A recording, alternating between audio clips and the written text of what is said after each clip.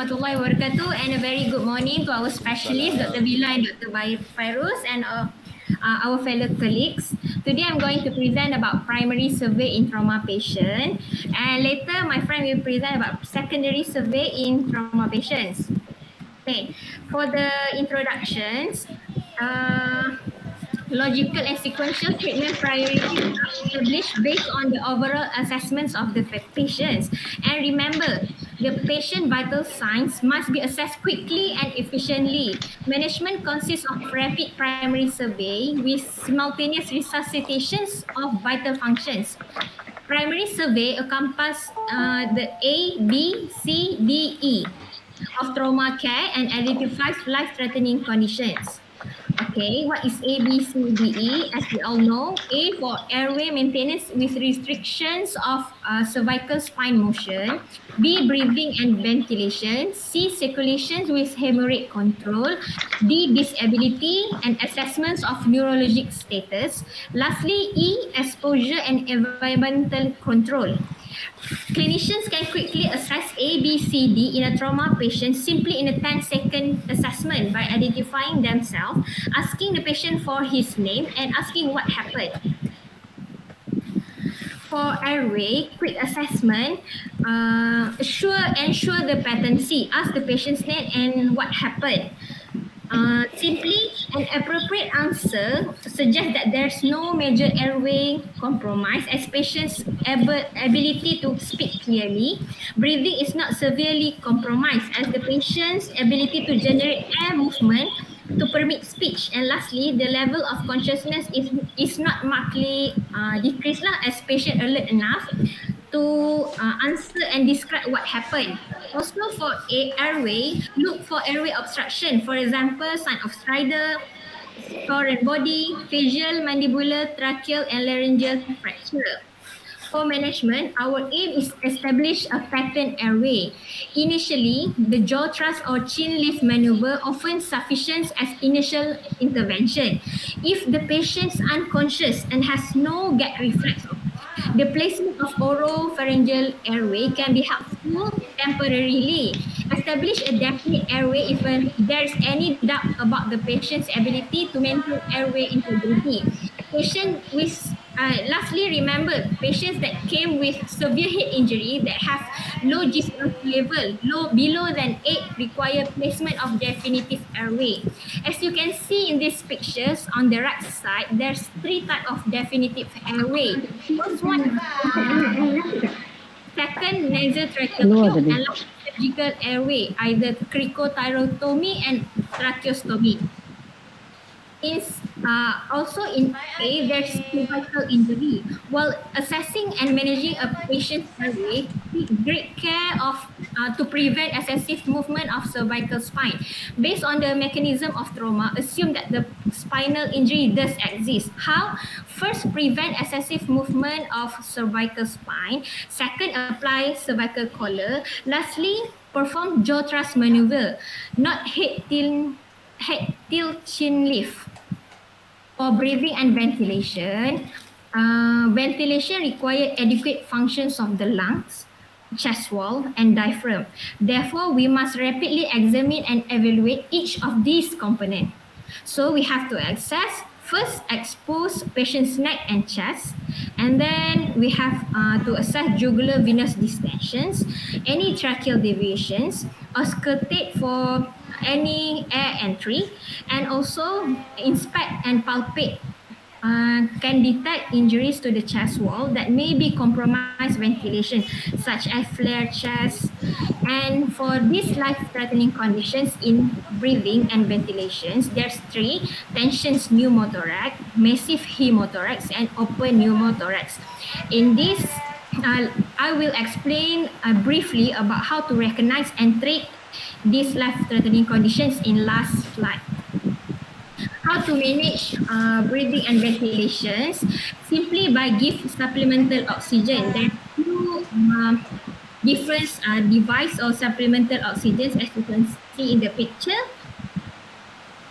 Okay, circulations with hemorrhage control. Blood volume, cardiac output, and bleeding are all major circulatory issues to consider. Rapid and accurate assessment of an injured patient's hemodynamic status is essential. Clinically, we can assess level of consciousness, skin perfusions, and also pulse of the patients. Because in hypovolemic patients, usually when the blood volume is reduced, cerebral perfusions may be critically impaired, and so the patients may come with altered mental consciousness. For skin perfusions, in hypovolemic patients, patients may have ash-gray facial skin with pale extremities.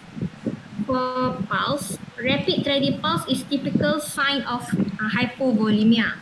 And remember, for circulations, look for any blood loss, external bleeding, internal bleeding in the chest, abdomen, retroperitoneum, pelvis, and long bones. In life-threatening conditions in C, there's hemorrhagic shock, tension pneumothorax, and lastly, cardiac tamponade. As I mentioned, I will explain briefly at the last slide. For management in C, circulations, in patient with external bleeding, we have to direct manual pressure. For internal bleeding, there's depend. If the bleeding is in the heart or in the pericardium or in hemothorax, then chest decompressions may be the options. We may apply extremity spleen to reduce the hemorrhage.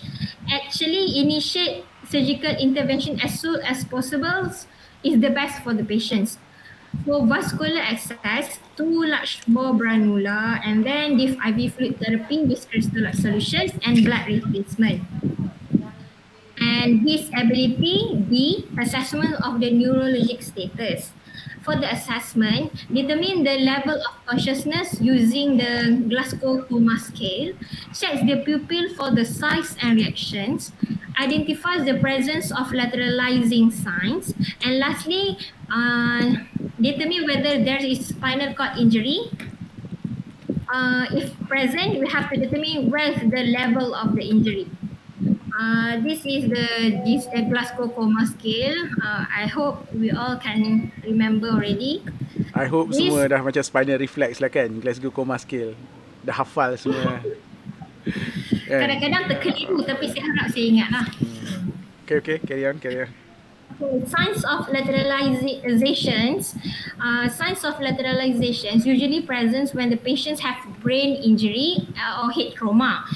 Patients came with unequal pupils, deviations of the eye to one side, have facial asymmetry, turning of the head to one side, unilateral hypo or hypertonia, and then asymmetry deep reflexes, unilateral extensor plantar response, or we call it Babinski response, unilateral focal or Jacksonian fits.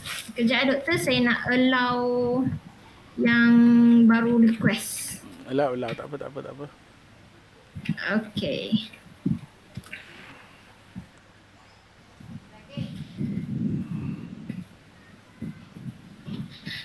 Actually, we can determine the level of spine injuries. If, for example, patients came with quadriplegia or tetraplegia, usually the injury from C1 to C8.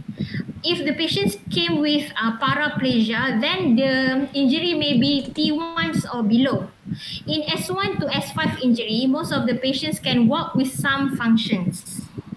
Lastly, E, exposure and environmental control. Remove all clothes for thorough examinations, and then cover patients with warm blanket to prevent hypothermia. Lastly, IV fluids should be warm and maintain warm environments. What is adjuncts to primary survey? Firstly, vital signs, ABG to see the oxygen levels, PaO2, pulse oximeter, urinary and gastric catheter unless contraindicated, urinary output to know the volume status of the patients, lastly ECG.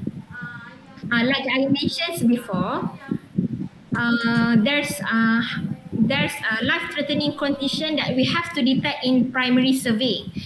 tensions pneumothorax, massive hemothorax, cardiac tamponade, intra-abdominal hemorrhage, and obvious external bleeding. Firstly, for tension pneumothorax, how to assess or to recognize early for these clinical conditions? First, okay. There's tensions pneumothorax and massive pneumothorax. There's the clinical pictures quite the same with some difference. The first trachea is deviate, and in tensions pneumothorax, the neck vein is distended, while in massive hemothorax, neck vein is flat, and both are absence breath sounds. But in auscultations, intentions pneumothorax usually hyperresonance, while in massive hemothorax, percussions usually dullness, reduced at entry in one side. For cardiac tamponade, the neck veins usually are distended, muffled heart sounds, and we can detect it by ultrasound. For intra-abdominal hemorrhage, the abdomen distended, and then we can detect it by ultrasound. Lastly, obvious external bleeding, yang ni kita boleh tengok je lah, identify. And for the management is difference according to the clinical conditions. For tensions pneumothorax, usually we need needle decompressions. For massive hemothorax, after resuscitations of the vital signs, and then tube thoracotomy lah ataupun chest tube insertions. For cardiac tamponade, after resuscitations, of course, and then lastly pericardiocentesis. For internal bleeding, as I said before, after vital signs management, then the best is for according to the clinical conditions of the patients. But if patient have massive intra-abdominal hemorrhage, then surgical intervention is needed as soon as possible. Okay, I take the reference from Advanced Trauma Life Support Manual, 10th editions. Okay. Cantik, thank you punya slide. Jantung dia cantik. Ada soalan kepada Aimi? Ya ni, sorry. Satu lagi yang Liana, Aimi tadi. Aimi kan? Aimi ke Liana ni? Aimi. Ha, Aimi. Ha. Tak, sebab nampak gambar ni Muhammad Aisar. Saya pinjam laptop adik. Tak apa. Saya tahu dah. Ada soalan kepada Aimi tak? Jangan terus pergi secondary survey. Cepat pergi secondary survey ni. Ada soalan kepada Aimi? Semua faham ke primary survey ni?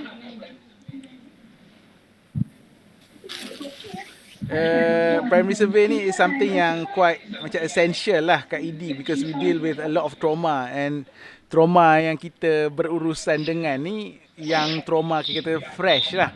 Maksudnya tak tahu lagi trauma auto ke trauma surgical ke, kan? Macam kalau biasa korang dalam ward, trauma yang korang terima ni, kes-kes trauma yang terima tu lah ditapis. Dah tahu dah injury-nya apa, masuk under surgical ke, masuk under auto ke dan sebagainya.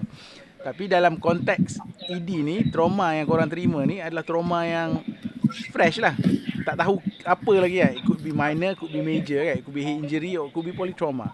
So, primary survey ni is an essential tool dalam ED untuk a quick assessment to ensure your patient doesn't die immediately lah. Itu tujuan primary survey ni, for you to do a quick assessment to ensure that your patient survive the first, say, half an hour in ED, so that boleh di-review oleh primary team. That's the role of primary survey lah. Okay. So macam yang Aimi cakap tadi, rightly said, dalam definition apa Muka semua, nampak glow sangat hari ni.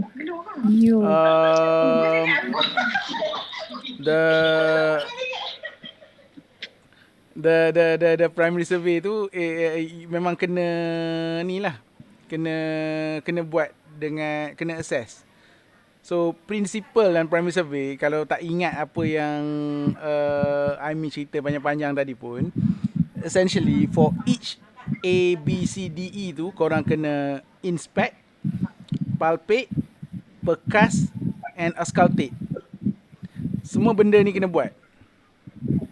Kalau tak ingat lah segala benda yang Aimi cakap tadi, inspect, palpate, percuss and auscultate. For A, B, C, D, E. Semua benda ni kena buat. All these component kena buat so that you don't miss thing. And obviously bila buat benda ni kena buat deliberate. You nak cari the life threatening cause. Apa life threatening cause yang Aimi bagi tahu tadi? Boleh list out tak? The specific life threatening causes dalam primary survey yang specifically korang kena cari lah.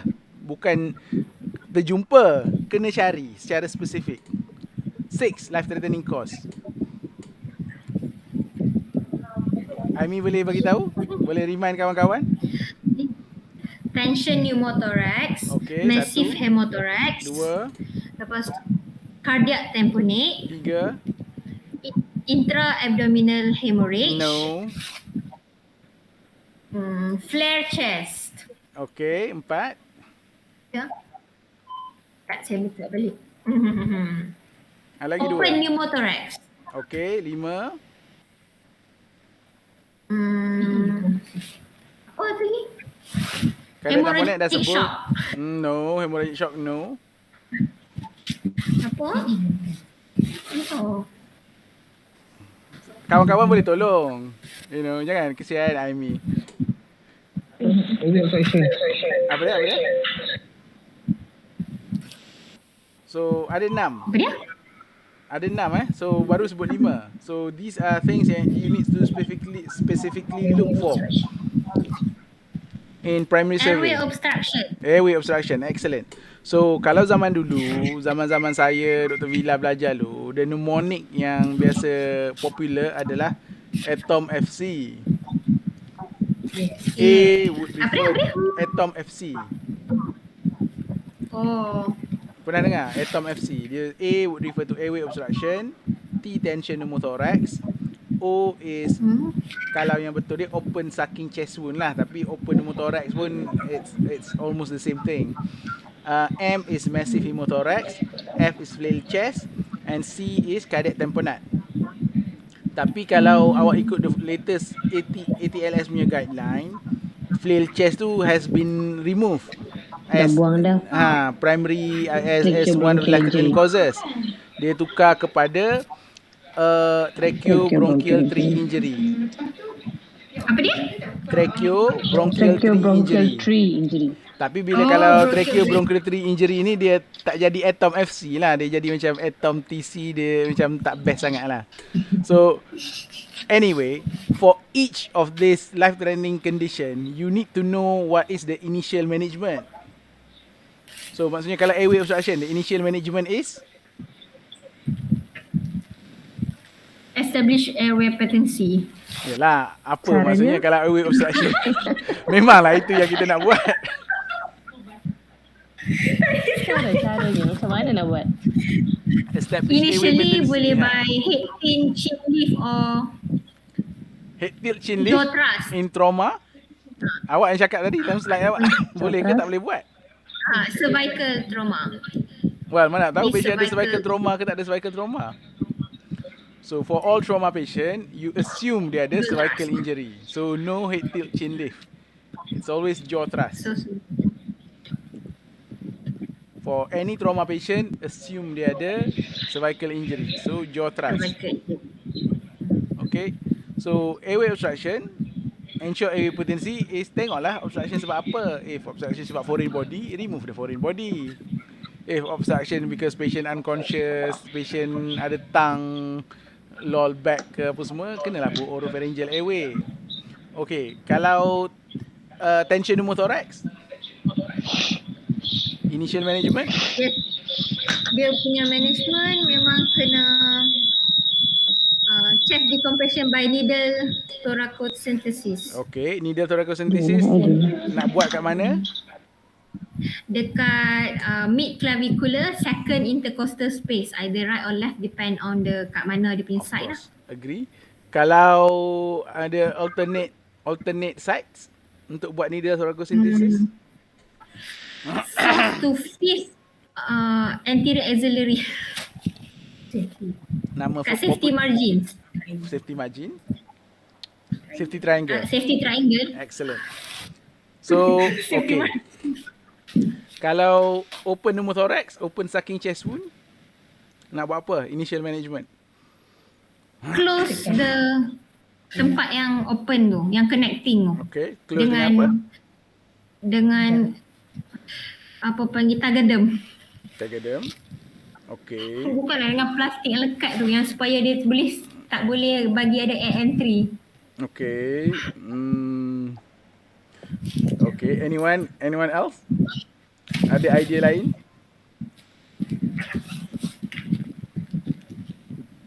Adakah wajah-wajah di sebalik huruf-huruf dan gambar ini ke ada ni saja. Apply three-way seal. Cuba explain sikit tu, three-way seal tu macam mana? Three-way seal, gauze tu 4 segi, kita seal 3 saja, left one open. Gauze?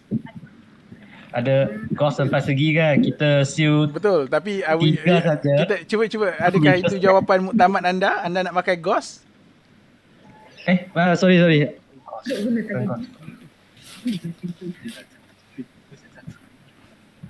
Pakai apa? Nak pakai apa tu? Tak apa. Tengah Google dalam smartphone ke?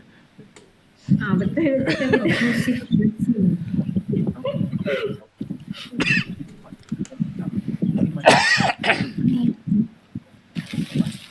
Third-sided occlusive dressing. Third-sided occlusive dressing. Dia dipanggil three-way occlusive dressing. Yang tu cakap tu betul dah.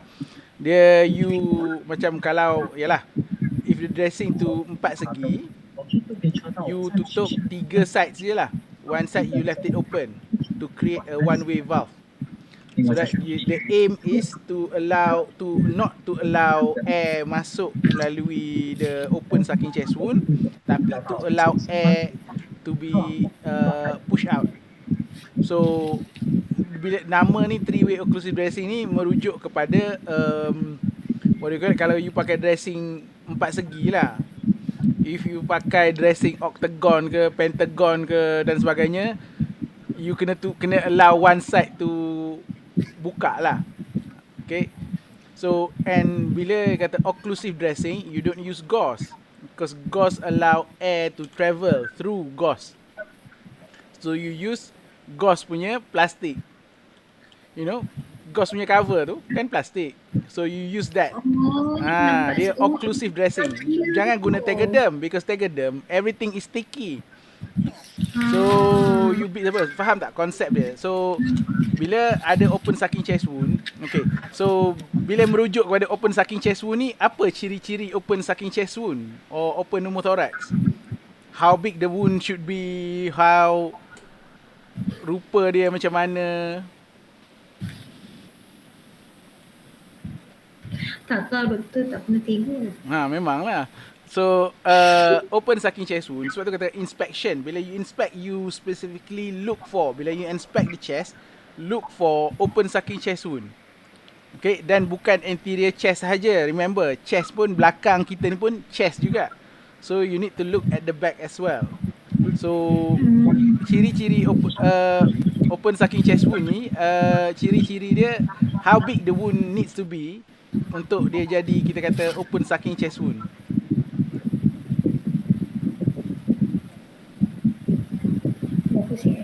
Kalau wound tu 0.5 cm, akan jadi open sucking chest wound ke tak? Tak. Kenapa?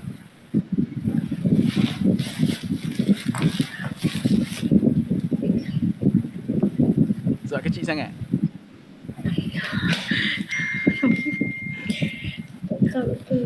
Tak tahu. Okay. So basically you need to understand the physiology lah. Physiology of normal breathing, bila kita tarik nafas kan, kita increase intrathoracic pressure. So kita create negative pressure dalam kita punya thorax kan. So air daripada luar akan masuk ke dalam paru-paru kan, because of the negative pressure. Betul?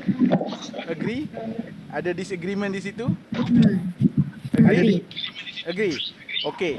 So sifat udara ni, sifat air ni, dia akan masuk melalui path of least resistance. Faham? So bila negative pressure dalam thorax, the path of least resistance is melalui lubang hidung dan lubang mulut. Betul? So dia akan masuk ke situ lah. Agree? So bila you ada wound dekat chest, the wound tu must have the resistance yang kurang daripada hidung dan mulut untuk air masuk ke situ. Faham? So the wound tu needs to be bigger than your trachea lah.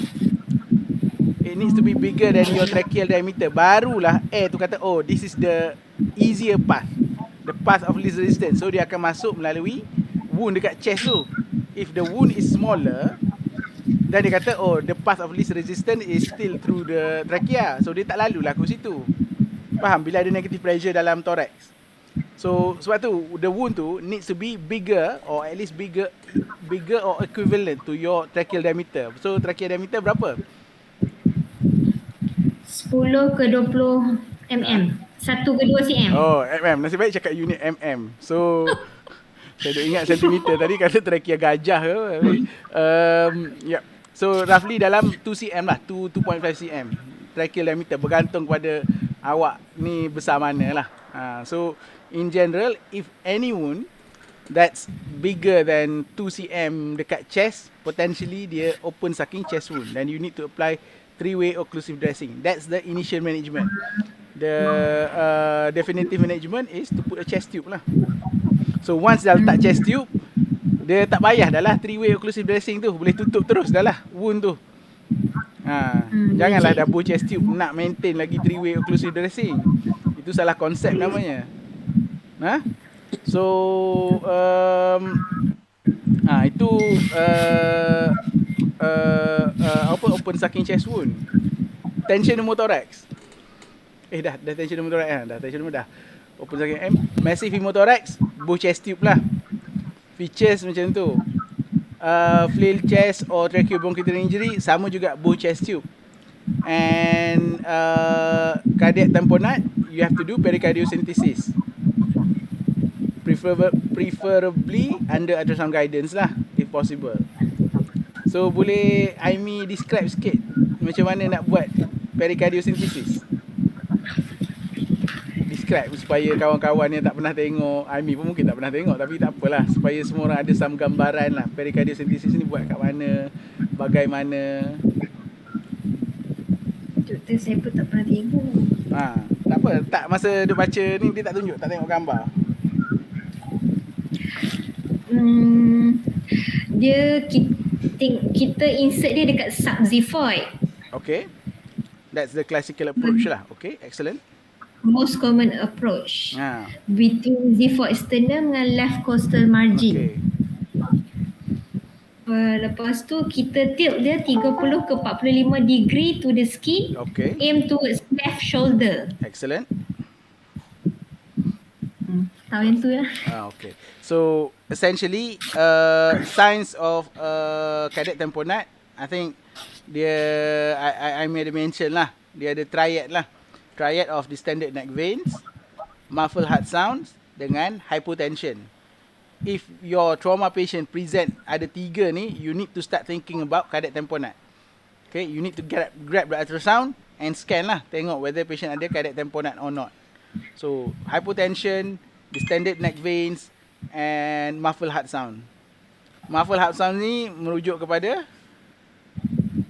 S3.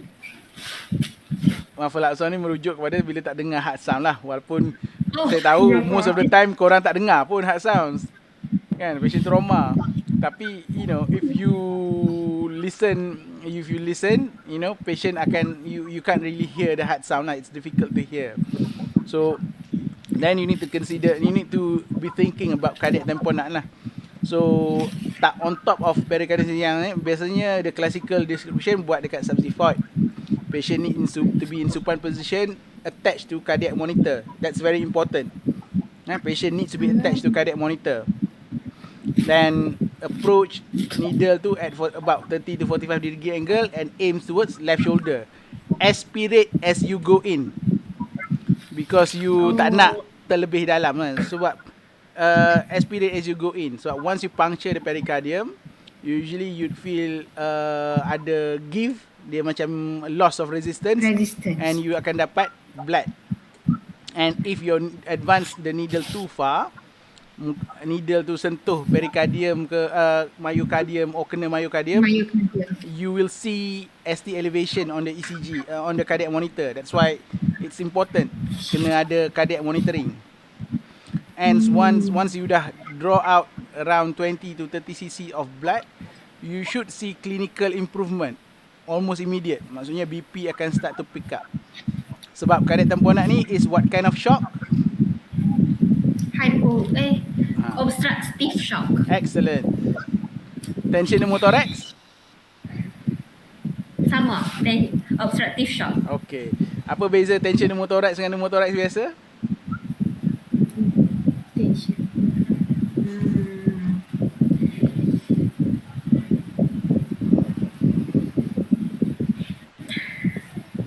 Kawan-kawan boleh tolong?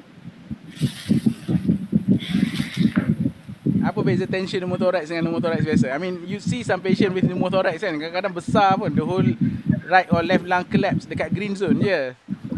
Tapi apa yang special sangat pasal tension pneumothorax ni?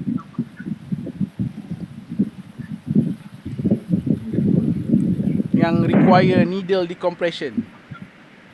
Absence lung air entry. I think pneumothorax biasa pun absent, tak ada air entry. And sometimes the pneumothorax yang tengok kat green zone tu, awak tengok lagi teruk daripada yang tension pneumothorax.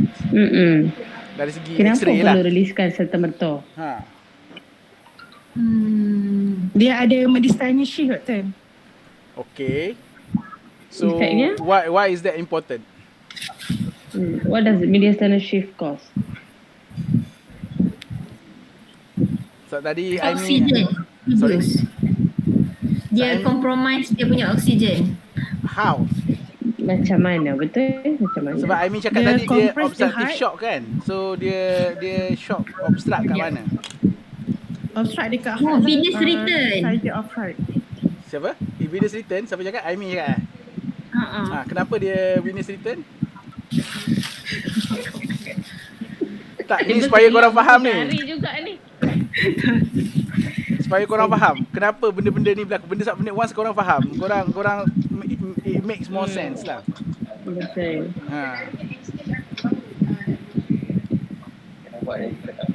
Bila mediastinum shift, what will happen? Apa ada dalam mediastinum?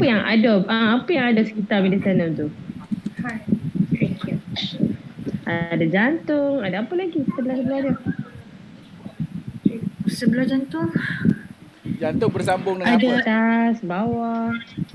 Ada aorta, vena cava, esophagus, Aorta, vena cava. Apa benda tu? Aorta, vena cava. great vessel, main vessel. Excellent. So bila ada tension pneumothorax, mediastinum shift, you can cause kinking of the great vessel. So then you cause obstruction because of the kink lah. Great vessel tu bengkok. So you need to decompress so that the great vessel return back to normal. And return lah cardiac output segalanya. Venous return lah. Venous return, So you need to relieve the obstruction. That's why kalau sempat buat imaging pun, kadang-kadang you see the pneumothorax tu sikit je, tapi you need to decompress. Because tension pneumothorax ni merujuk kepada any pneumothorax yang menyebabkan hemodynamic instability. So patient tu hypotensive ke, in shock ke. So pneumothorax yang menyebabkan hemodynamic instability is tension pneumothorax and need to be decompressed immediately. Pneumothorax yang tak tension, walaupun dia besar, walaupun menyebabkan lung collapse dan sebagainya, tapi if patient is walking, talking, happy, BP semua okay, itu bukan tension pneumothorax. So by definition, tension pneumothorax is pneumothorax yang causes hemodynamic instability. So korang kena faham ni benda ni sebab primary survey you need to, it's something that you need to look specifically. Dia bukan macam just buat dengan harapan jumpa something. No, you need to look for things specifically baru you tak miss. The aim is to ensure that patient survive in the first half an hour dan primary team sempat datang kan. So maksudnya macam tu lah primary survey. That's why it's important. Benda dia simple je, tapi it's important for you to understand what to look for, why it happens this way, why need to do whatever yang ada dalam table. Okay? Okay. Ada soalan-soalan lain tak? Tapi excellent presentation. Cuma nak suruh faham prinsip tu je lah sebenarnya. Boleh kita move on dah lah. Dah move on lah, boleh move on. Yeah, not the first.